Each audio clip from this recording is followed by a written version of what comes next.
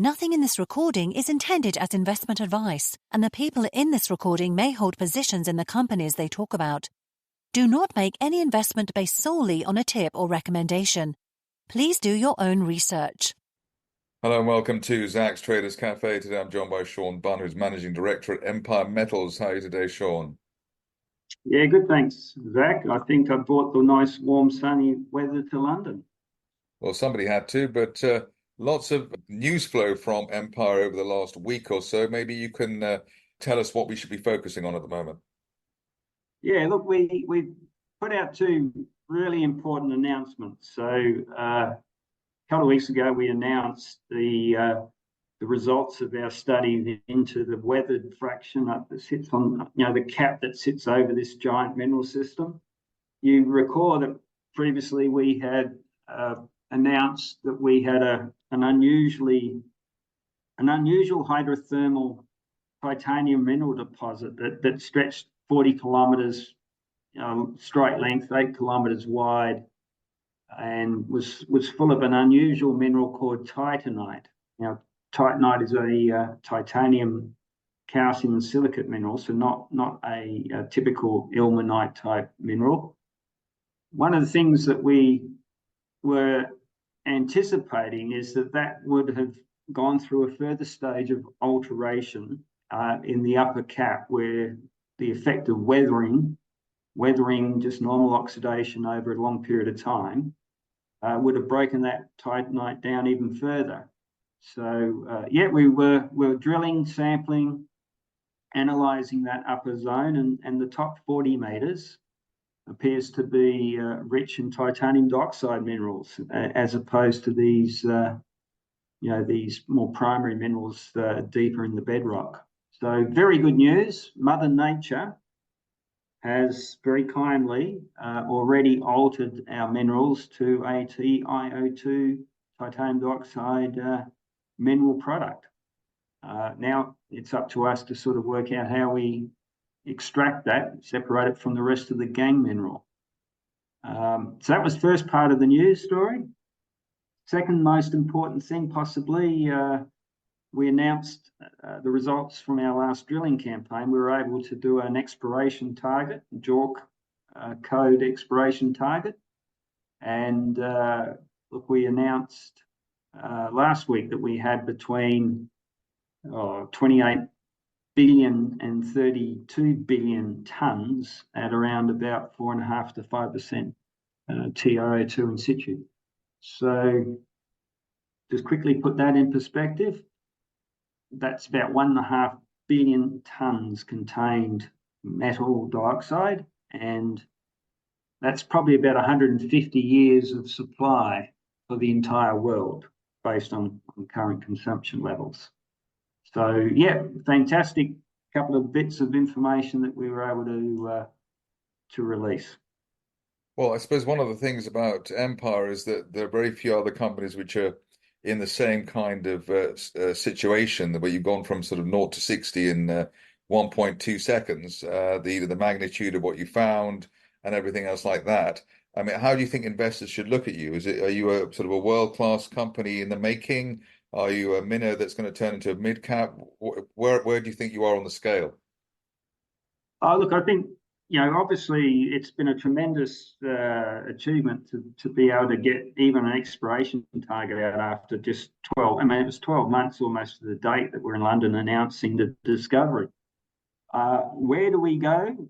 How big can we be? Well, the sky's the limit. I mean, this is not a mineral sands deposit. We are never intended to go out and try and make some intermediate concentrate, like an ilmenite or even a rutile. I mean, rutile is a great, full of TiO2, but it's still an intermediate product, and it doesn't get a free ride. You've still got to process it. So what we have is a unique assemblage of minerals that are non-refractory. The concentration in situ is high. It's 5 to 6 times higher than a typical mineral sand. It's right at surface, easy to mine in an area, Western Australia, in an area that has already got all the infrastructure you could possibly need. So clearly, from our point of view, we would look to establish a fully integrated, mine to chemical processing facility where we could make the highest value TiO2 pigment type product we can achieve from from these ores through simple steps of beneficiation, mineral separation, beneficiation, refining product. So that, I think, differentiates us completely from the industry and all the people that have been before us, and I think sets us on the pathway to becoming, a world-class, low-cost, high-value producer of titanium products. The other thing, I suppose, at the moment is that the world's not awash with commodities, metals, because the majors sort of gave up the ghost in the early 2010s. Clearly there must be some majors looking at you thinking, well, once Empire's proved everything up, we might have a look at it.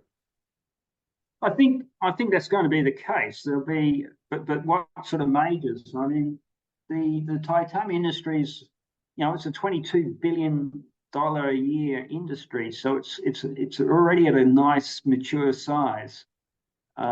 It doesn't fluctuate, cycle terribly from year to year. It's sort of got a nice steady growth in line with 2.5% per annum. So it's steadily growing. I think what we're going to see is new companies, new giant, some of these big mining groups starting to look at the titanium industry with a bit more interest. And I think you'll find, Rio probably the one big mining company that's in titanium at the moment, but the majority of them are integrated chemical companies. Tronox, Chemours, the Chinese, there's some big Chinese producers now. And I think they're the ones that might see us as more of a threat, a new competitor coming in and supplying low cost, high value product. Sort of thing that maybe some of the major mining companies might say, well, this is our ticket into a new industry. We'll come in early, help them mine, help them develop this. And just finally, you've had a lot of news flow of late. Can we expect this kind of pace in terms of news and releases over the near term? Look, we've got a lot of work in front of us on the mineralogy and the metallurgical processing routes that we need to define. So yes, we're obviously doing a lot of work at the moment in various laboratories around Australia. We've collaborating with the federal government scientific research organisation, that's CSIRO. They've got big research facilities in Perth, just down the road. We're working closely with Curtin University, which is part of the West Australian School of Mines. So, a well-established technical university group with geological professors and postdocs already starting to look at our project.